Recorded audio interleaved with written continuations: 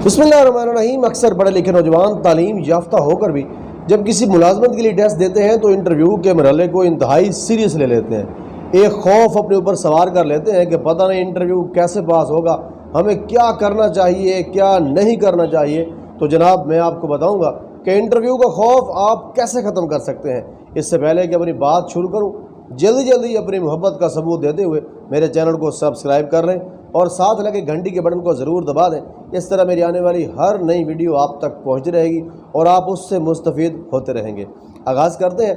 तो gentleman, interview में सबसे पहले believe in Allah and believe in yourself. सबसे पहले आपको अल्लाह रब्बुल इज़्ज़त की ज़ात पर और अपने आप पर पूरा भरोसा हो, यानी आपका यकीन अल्लाह पर भी हो और अपने आप पर भी हो कि आप कर सकते हैं।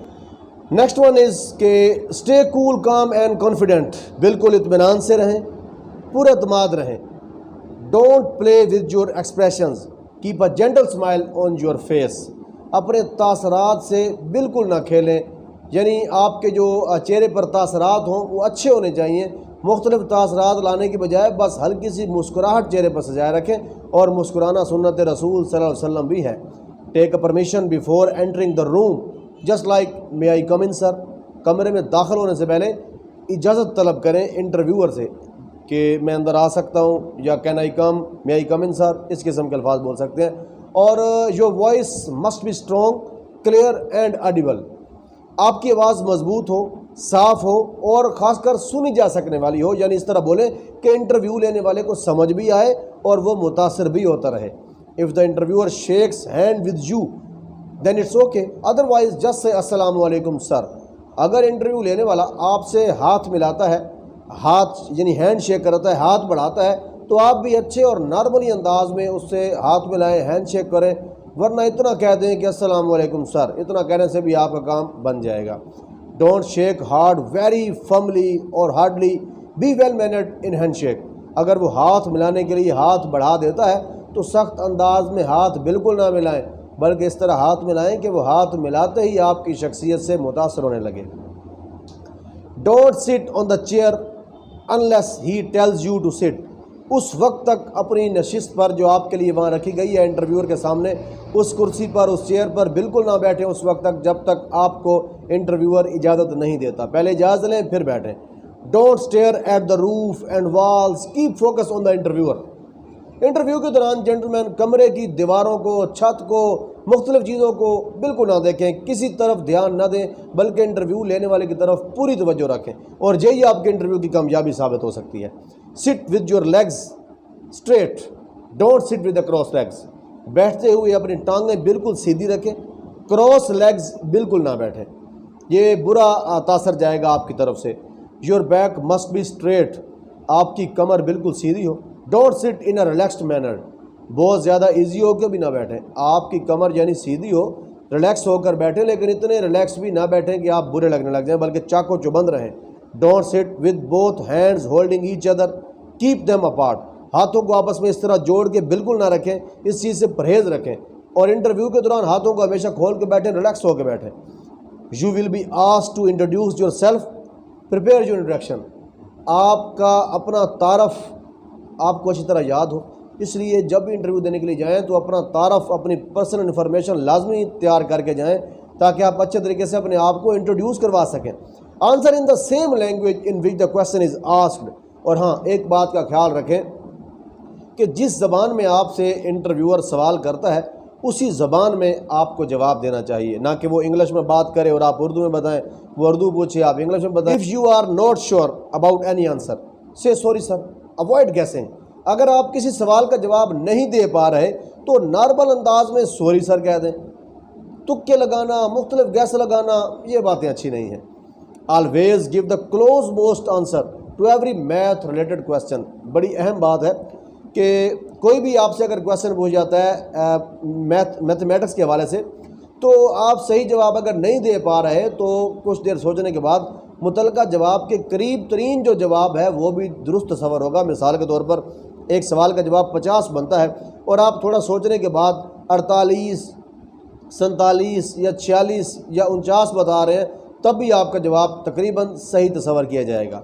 Look into the eyes of the interviewer, while answering to show your confidence, कि जब भी आप इंटरव्यूअर के सामने बैठे हों तो किसी भी सवाल का जवाब देते वक्त इंटरव्यू लेने वाले की आंखों में आंख डाल के बात करें, यानी खुद एतमादी का आपने भरपूर मुजाहरा करना है, कोई कसर नहीं छोड़नी खुद एतमादी की।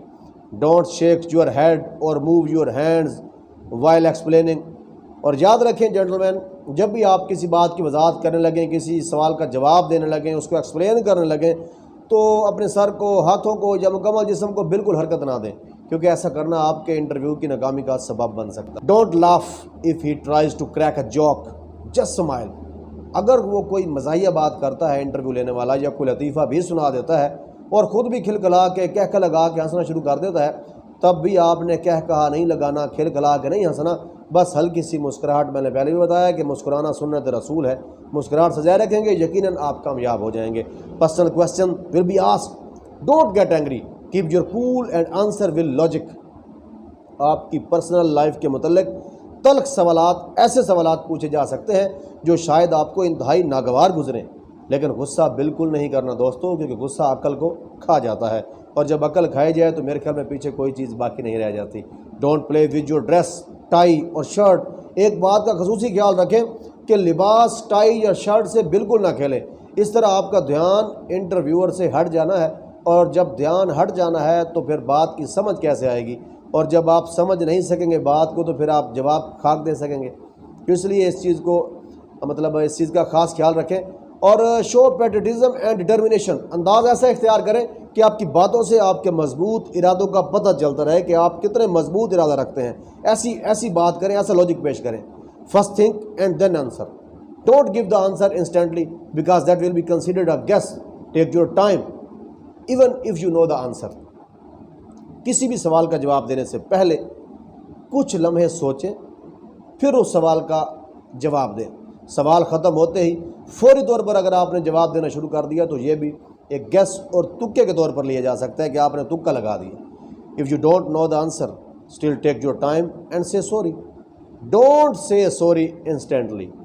अगर किसी सवाल का जवाब ना आए तो अक्सर लोग कहते हैं कि आपने सॉरी सर कह देना है। सॉरी सर ज़रूर कहें, लेकिन बार बार हर सवाल पे सॉरी सर कह देना भी इंतहाई गलत होगा। इसके बाद बात करते हैं आपकी ड्रेस की। बाद लोगों का यह भी कहना है कि इंटरव्यू में आप सिर्फ पैंट कोट टाई पहन के जाएंगे, बड़े मम्मी डैडी बन के जाएंगे तो फिर आप कामयाब हो सकते हैं। तो मैं इस चीज़ को बिल्कुल नहीं मानता। मेरा ये मानना है कि अगर आप सोबर कलर पहन के जाएंगे, आप वेल मैनर्ड, अच्छे तरीके से वेल ड्रेस्ड होके जाएंगे, तो यकीनन आपको यानी आपका वो अंदाज़ पसंद किया जाएगा। अगर आपके पास पैंट कोट टाई नहीं है, अगर है तो आप लाजमी पहन के जाएँ, बन ठन के जाएँ।